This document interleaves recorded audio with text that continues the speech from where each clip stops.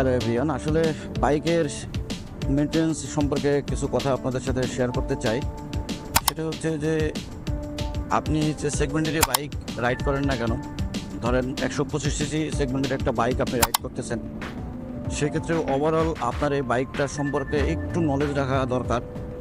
কারণ এটা mechanical parts সাথে ইলেকট্রিক্যালের কম্বিনেশন, বা এটা অটোমোবাইল যেটাই বলেন না কেন, ইঞ্জিনিয়ারিংয়ের কাজ। তো সেই ক্ষেত্রে ওভারঅল আসলে আমরা বেসিক্যালি জেনারেল লোক যারা আছি, তারা এই সম্পর্কে আমাদের নলেজ অনেক কম থাকে।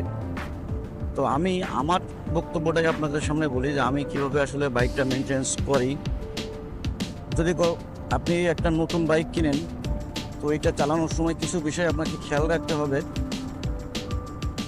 যে আসলে বাইকটার ওভারঅল যে সাউন্ড ছিল স্টার্টিংয়ে, অর্থাৎ আমি যখন বাইকটা ক্রয় করছিলাম তখন যে সাউন্ডটা ছিল, সেই আউটপুটটা আমি যখন 5,000 বা 10,000 কিলোমিটার রাইড করব, তখন আসলে সেই ধরনের সাউন্ড থাকবে কিনা, এটা একটা বিষয় গুরুত্বপূর্ণ। কিন্তু যে আপনি ইঞ্জিনের সাউন্ডটা যদি আপনার চেঞ্জ হয়, সেই ক্ষেত্রে আপনার কিন্তু কতগুলো সমস্যা হতে পারে। যেমন ইঞ্জিন অয়েলের কারণে কিন্তু সাউন্ড হয়, টাইমিং চেঞ্জ আছে সেটার কারণে কিন্তু সাউন্ড হতে পারে, অথবা আপনার ট্যাপেট লুজ হতে পারে। তো এটা একটা বিষয় যে এই সাধারণত এই ধরনের শব্দ বা কোনো কিছু হইলে আপনি নিকটস্থ আপনার অথরাইজ সার্ভিস সেন্টারে নিয়ে এটাকে সমাধান করে নিতে পারেন।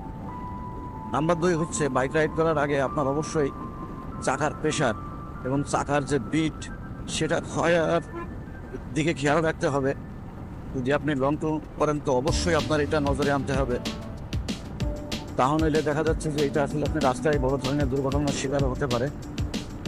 তো টায়ারের একটা রিকমেন্ড প্রেশার থাকে, এক একটা বাইকের ক্ষেত্রে এক এক রকম, যেহেতু সেগমেন্টগুলো আলাদা আলাদা, এই জন্য তো এক একটা এই বিষয়ের জন্য